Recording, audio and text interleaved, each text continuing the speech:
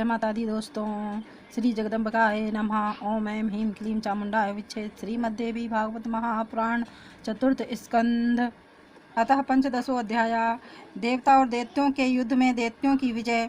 इंद्र द्वारा भगवती की स्तुति। भगवती का प्रकट होकर दैत्यों के पास जाना। प्रहलाद द्वारा भगवती की स्तुति।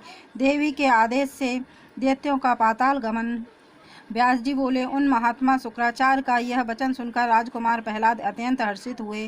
प्रारब्ध को बलवान मानकर प्रहलाद ने उन दैत्यों से कहा, युद्ध करने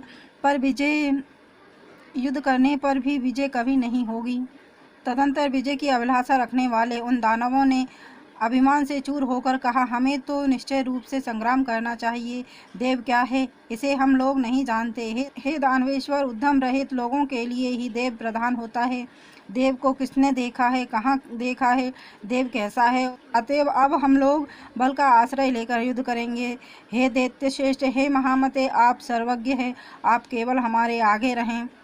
हे राजन, तब उन दैत्यों के ऐसा कहने पर महाबली शत्रुओं को भी मार डालने वाले प्रहलाद ने उनका सेना अध्यक्ष बनकर देवताओं को युद्ध के लिए ललकारा। दैत्यों को संग्राम गण में डटे हुए देखकर उन सभी देवताओं ने भी अपनी पूरी तैयारी कर ली और वे सब युद्ध करने लगे। तदंतर इंद्र और प्रहलाद का वह भीषण संग्राम पूरे 100 वर्षों तक होता रहा। वह युद्ध मुनियों को विस्मृत कर देने वाला था। हे राजन, शुक्राचार्य के द्वारा संक्षिप्त प्रहलाद आदि प्रधान दैत्यों ने उस हो रहे महायुद्ध में विजय प्राप्त की। तब इंद्र ने गुरु बृहस्पति के वचन अनुसार संपूर्ण दुखों को दूर करने वाली, मुक्ति देने वाली तथा परम कल्याण स्वरूपिणी भगवती का मन ही मन स्मरण किया। इंद्र बोले, हे महामाये, हे शूलधारिणी, हे अंबिके, हे शंख चक्र गदा पद्म तथा खड्ग से सुशोभित हाथों वाली, हे अभय प्रदान करने वाली, हे देवी आपकी जय हो। हे भुवनेश्वरी, हे शक्ति, हे 10 तत्वों की अधिष्ठात्री देवी, हे महाबिंदु स्वरूपिणी, हे माता आपको नमस्कार है। हे महाकुंडलिनी स्वरूपे, हे सचिदानंद स्वरूपिणी, हे प्राण अग्निहोत्री विद्ये, हे दीप शिखात्मिके, हे अन्यमय मनोमय प्राणमय विज्ञानमय आनंदमय पंचकोशों में सदा विराजमान रहने वाली, हे पुंछ ब्रह्म स्वरूपिणी, हे आनंद कली के सभी उपनिषदों द्वारा स्तुत हे माता आपको नमस्कार है। हे माता आप हम पर प्रसन्न होने की कृपा करें और प्रफुल्लित मुखमंडल वाली हो जाएं। हे जन्य दैत्यों से पराजित हम निर्बलों की रक्षा कीजिए। हे देवी, एकमात्र आप ही हमें शरण प्रदान करने वाली है। आप संसार में प्रमाण स्वरूपा है। हे समस्त पराक्रमों से युक्त भगवती, हम लोगों का दुख दूर करने में आप पूर्ण समर्थ हैं। जो भी आपका ध्यान करते हैं वे परम सुखी हो जाते हैं और आपकी उपासना न करने वाले दूसरे लोग दुखी तथा शोक और भय से युक्त रहते हैं। मोक्ष की अभिलाषा रखने वाले, अहंकार शून्य तथा आसक्त रहित संत लोग संसार सागर के समीप जल को पार कर लेते हैं। हे देवी, हे विश्वजननी, आप विस्तृत प्रभाव वाली हैं। भक्तों की रक्षा के लिए आप प्रकट हो जाती हैं। आप भक्तजनों का दुख दूर करने में समर्थ प्रताप वाली हैं। हे इस संपूर्ण जगत का संहार करने के लिए आप कल्याण स्वरूपिणी हैं। हे अम्ब, कौन मंदबुद्धि प्राणी आपका चरित्र जान सकता है? ब्रह्मा विष्णु महेश सूर्य इंद्र यम वरुण अग्नि वायु निगम आगम तथा महातपस्वी मुनिगण भी आपकी अनुपम महिमा को जानने में समर्थ नहीं हैं।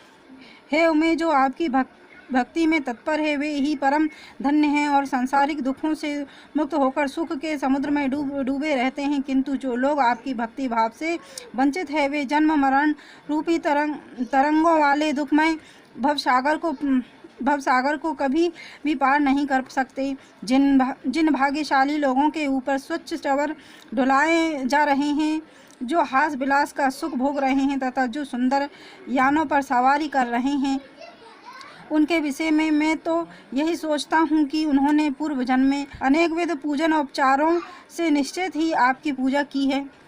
पूजित होते हुए भी जो लोग उत्तम हाथियों पर विराजमान रहते हैं, जो रमणियों के साथ आमोद विनोद में संलग्न हैं और जो विनम्र सामंतों के साथ चलते हैं। मैं मानता हूँ कि उन्होंने अवश्य आपकी पूजा की है। व्यास जी बोले तब इंद्र के इस प्रकार स्तुति करने पर भगवती विश्वेश्वरी तुरंत प्रकट हो गई। उस समय वे सिंह पर बैठी हुई थी। वे 4 भुजाओं से युक्त थी। उन्होंने शंख चक्र गदा पद्म धारण कर रखा था। उनके नेत्र सुंदर थे। वे लाल वस्त्र पहने हुए थी और वे देवी दिव्य मालाओं से विभूषित थी। प्रसन्न मुख वाली भगवती ने उन देवताओं से कहा, हे देवताओं, आप लोग भय का त्याग कर दें। अब मैं आप लोगों का कल्याण अवश्य करूंगी। तब ऐसा कहकर सिंह पर सवार भी परम सुंदर भगवती तुरंत वहां चल पड़ी जहां अभिमानी दानव विद्यमान थे।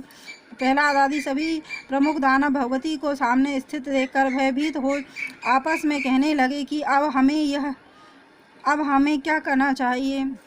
संभवतः यह चंडिका भगवान नारायण से मिलकर यहाँ आई है। इसी ने महिषासुर का वध किया था तथा चंडमुंड का विनाश किया था, जिसने पूर्व काल में अपनी वक्र दृष्टि से मधुकेटव का संहार कर डाला था। वह अंबिका हम सबको अवश्य मार डालेगी। इस प्रकार उन्हें चिंता से व्याकुल देखकर प्रहलाद ने उनसे कहा, हे श्रेष्ठ दानवों, इस समय हमें युद्ध नहीं करना चाहिए, बल्कि भागकर यहाँ से चले जाना चाहिए। तब भागने की चेष्टा करने वाले उन दैत्यों से नमूची ने कहा, ये जगतमाता भगवती कुपित होकर शास्त्रों से हम लोगों का संहार अवश्य कर देगी। इसके बाद उसने प्रहलाद से कहा, हे महाभाग, आप ऐसा उपाय करें जिससे हम लोगों को दुख न मिले। उन भगवती की स्तुति करके उनकी आज्ञा से हम लोग इसी क्षण पाताल के लिए प्रस्थान कर दें। प्रहलाद बोले सृष्टि पालन और संहार करने वाली सभी प्राणियों की माता तथा भक्तों को अभय प्रदान करने वाली शक्ति स्वरूप भगवती महामाया की मैं स्तुति करता हूँ। व्यास जी बोले, ऐसा कहकर परमार्थ वेता विष्णु भक्त प्रहलाद दोनों हाथ जोड़कर जगत जननी भगवती की स्तुति करने लगे, जिनमें यह संपूर्ण चराचर जगत माला में सर्प की भांति प्रतीत हो रहा है। सबकी अधिष्ठान स्वरूप उन ह्रीं मूर्ति धारणी भगवती को नमस्कार है। यह स्थावर जगमात्मक संपूर्ण विश्व आपसे ही उत्पन्न हुआ है। जो दूसरे करता है वे तो निर्मित मात्र है, क्योंकि वे ही आपके बनाए हुए हैं।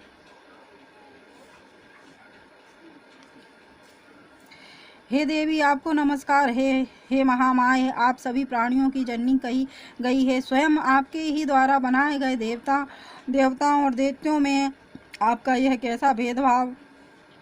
पुत्र अच्छे हो या बुरे, उनमें माता का कैसा भेदभाव।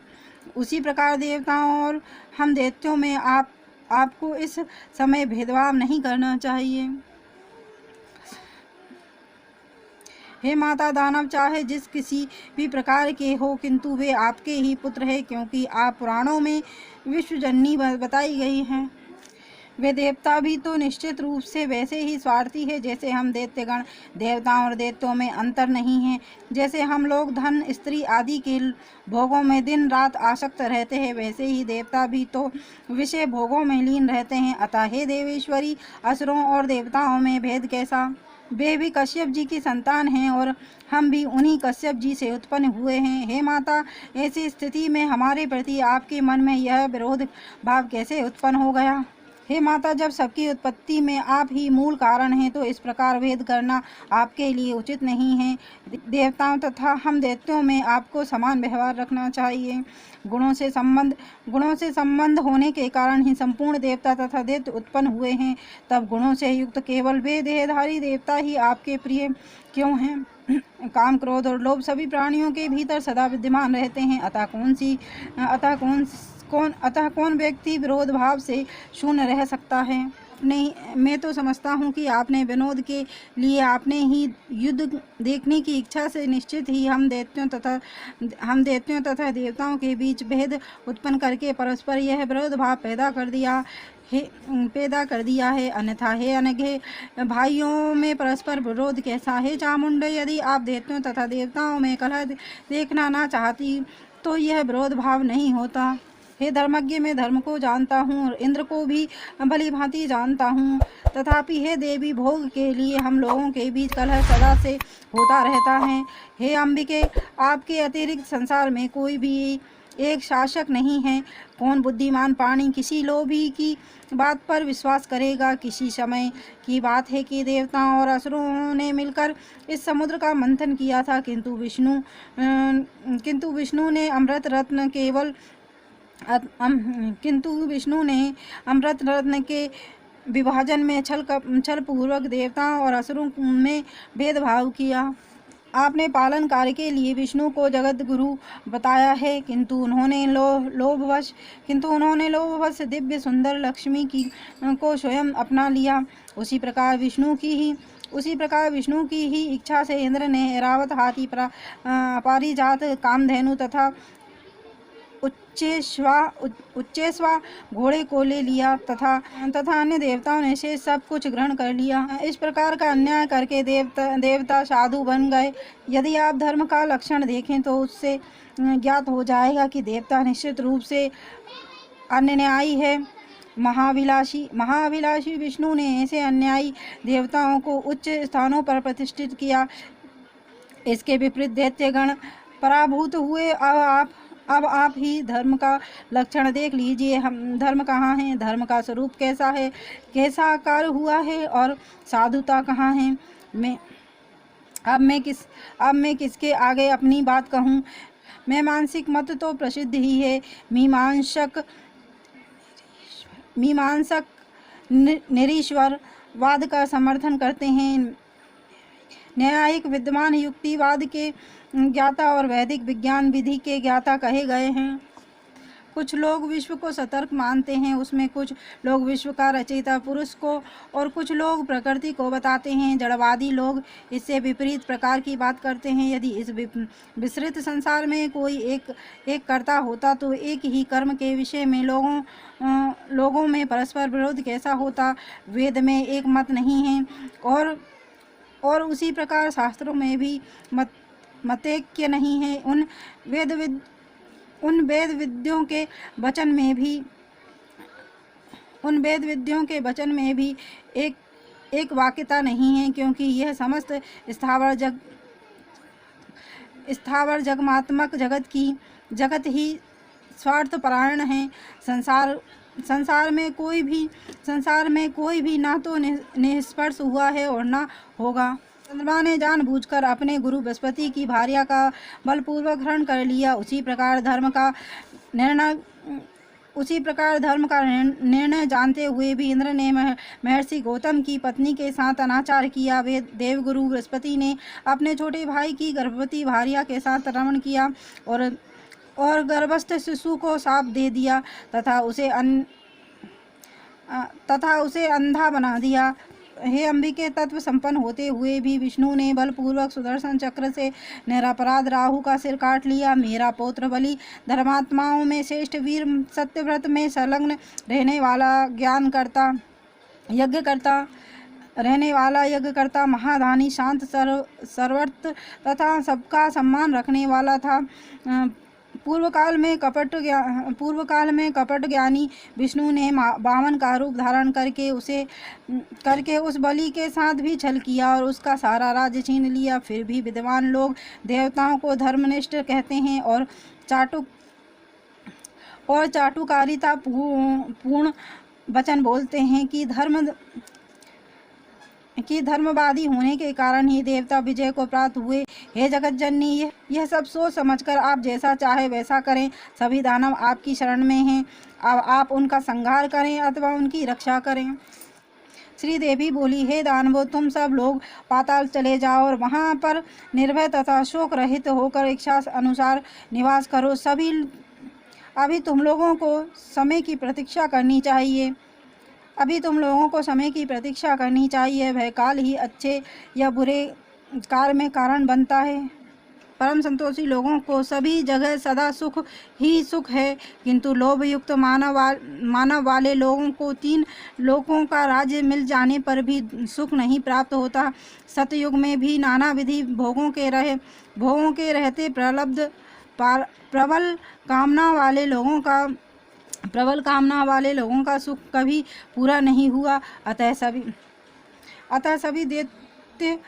सभी दैत्य मेरी आज्ञा मानकर इस पृथ्वी को छोड़कर अभी पाताल में चले जाएं और वहां निष्पाप होकर रहें। व्यास जी बोले, भगवती का यह वचन सुनकर सभी दानवों ने ठीक है ऐसा कहकर उन्हें प्रणाम किया और उनकी शक्ति से रहित होकर वे वहां से चल पड़े। तत्पश्चात भगवती अंतर्ध्यान हो गई और देवता अपने अपने लोग चले गए। उस समय सभी देवता तथा दानव वैर भाव छोड़कर रहने लगे। जो मनुष्य इस संपूर्ण कथानक को सुनता अथवा कहता है वह सभी दुखों से मुक्त होकर परम पद प्राप्त कर लेता है। इति श्रीमद्देवी भागवत महापुराणे अष्टादशसहस्रस्यां संहितां चतुर्थ स्कंधे देवी कथनानेन दानवानां रसातलं प्रतिगमनं नाम पंचदशो अध्याय। और देवी भागवत की महिमा सुनना आपको पसंद है तो चैनल को लाइक एंड सब्सक्राइब करें। धन्यवाद।